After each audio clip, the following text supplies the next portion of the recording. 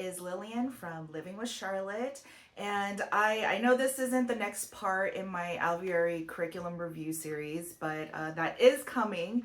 But I wanted to also share an update that I just heard from Alveary.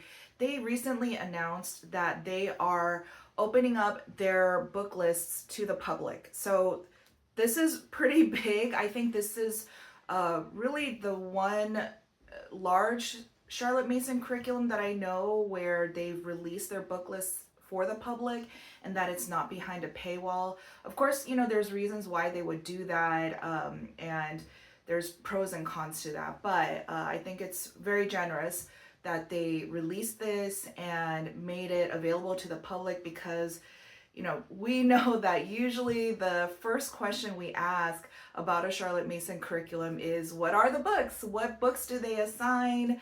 You know, how did they choose it? And so I think this is just a very generous move for the Alveary to do that. By the way, I am not getting paid by the Alveary to do these reviews and to speak about this. This is really just, I want to update you guys. I want to update the general Charlotte Mason community about it. Another thing I wanted to say, because I do hear this often as a knock against the Alveary curriculum, that you know they use too many modern books, and that is a criticism against them. And I think that might come from perhaps a misunderstanding of Charlotte Mason's actual words in her writings. And so I wanted to read just one quote. There's plenty of other things that she writes about, you know, how to choose books and the use of living books. But in terms of old versus new, she never really made that distinction as like old is living and new is not. That's never a distinction that she made.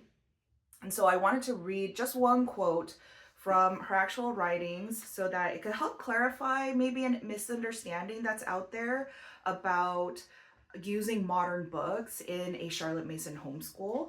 So this is from Volume 3, School Education, and it is in chapter 21, right there on, and if you have the original version, this is page 228, and it's kind of towards the middle of the paragraph on at the beginning of chapter 21.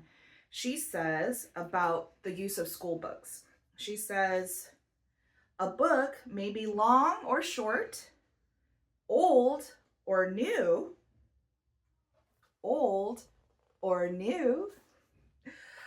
easy or hard, written by a great man or a lesser man, and yet be the living book which finds its way to the mind of a young reader. So again, she even says it here that it's never about the publication date of that book, but rather if it is a living book. And so I hope that clarifies some of that misunderstanding that I sometimes hear within, you know, Charlotte Mason circles that, you know, oh, if it's modern, then it's not living. That's definitely not the case. Even Charlotte Mason said so herself. But anyways, Alveary, so yeah, they have their book list public. Go check it out. I'll put a link somewhere. I think if you're watching this on YouTube, it'll be in the description box below. And if it's on Instagram, then you can find the link in my bio. And if you haven't already, please go and check out my 10-part Alveary review deep dive on YouTube. And there's a lot. It's a very robust curriculum.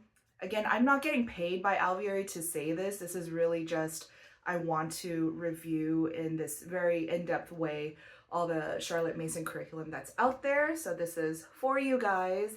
And if you are considering any of the big five, what I'm calling the big five of Charlotte Mason curriculum, so Ambleside Online, Alveary, CMEC, Simply Charlotte Mason, and A Gentle Feast, which I believe the correct naming now is the Homeschool Feast.